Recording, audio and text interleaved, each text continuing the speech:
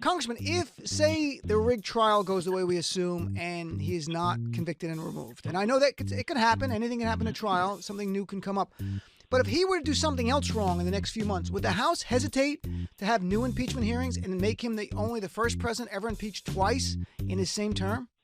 Well, I can only speak for myself here, but I would not hesitate for a moment to impeach him for other high crimes and misdemeanors that are committed in the present or in the future, or others from the past that are revealed in the days ahead. This president is a one-man crime wave and continues to be a clear and present danger to our system of government. I've sworn an oath to uphold and defend the Constitution of the United States, and I will do that for every day that I am in office. Now, also this morning, we heard from 3 Democratic congressmen, Jamie Raskin, Ted Lieu, and David Cicilline, who brought forward their own article of impeachment on incitement of insurrection. Now, this article accuses the president of endangering the security of the country, threatening the integrity of the democratic system, and interfering with the peaceful transfer of power, thereby betraying the trust of the president. I want to say this for Donald Trump, who I may well be voting to impeach, who I may well be voting to impeach, who I may well be voting to impeach over the next year. So you said you anticipate you may one day vote to impeach him. What would be the charges? Well, right now, it looks pretty obvious that he's on a collision course with the emoluments clause. Today, we delivered more than 850,000 signatures from Americans all across the country, demanding that the United States Congress initiate an impeachment investigation now of President Donald Trump based on his ongoing violations of the United States Constitution, both the Foreign Emoluments Clause and the Domestic Emoluments Clause, which the president is violating based on his refusal to fully divest from his business interests. What I'm going to be doing is my 2 sons, who are right here, Don and Eric, are going to be running the company. They are going to be running it in a very professional manner. They're not going to discuss it with me. Again, I don't have to do this. They're not going to discuss it with me.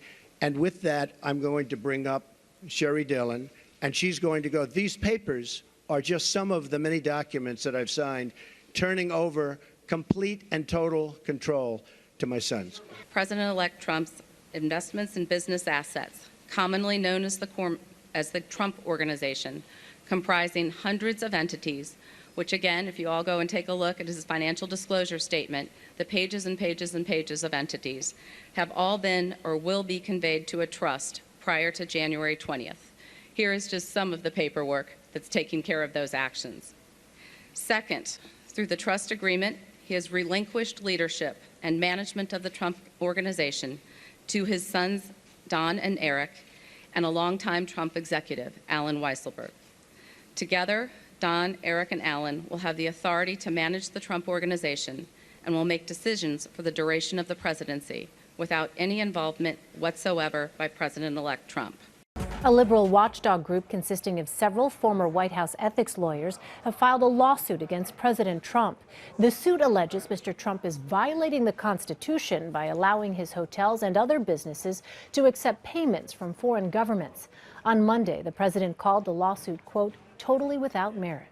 Now, some things have changed since this lawsuit was filed, and that is that the president has filed proper paperwork actually resigning from many of his businesses. So as to whether or not this has merit, it's up to the judge to determine whether or not the president resigning from those businesses, actually filing the right paperwork earlier today, whether or not that absolves him of this constitutional problem. Maryland and the District of Columbia say he's violating the Constitution's ban on public officials receiving presents or payments from foreign sources.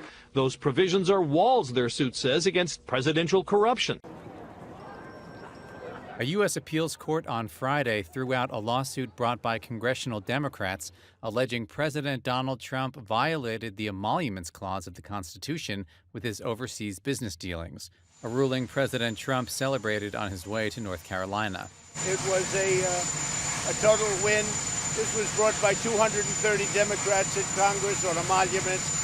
It was another phony case, and we won it 3-0. In the ruling, the U.S. Court of Appeals for the District of Columbia Circuit said the lawmakers lacked legal standing to sue the president. election. We are not here, Madam Speaker, to vote for the candidate we want. We are here to recognize the candidate the people actually voted for in the states. Madam Speaker, the 2020 election is over, and the people have spoken. It appears therefrom that Donald J. Trump of the state of New York received 29 votes for president, and Michael R. Pence of the state of Indiana received 29 votes for vice president. For what purpose? For what purpose is Member Wright?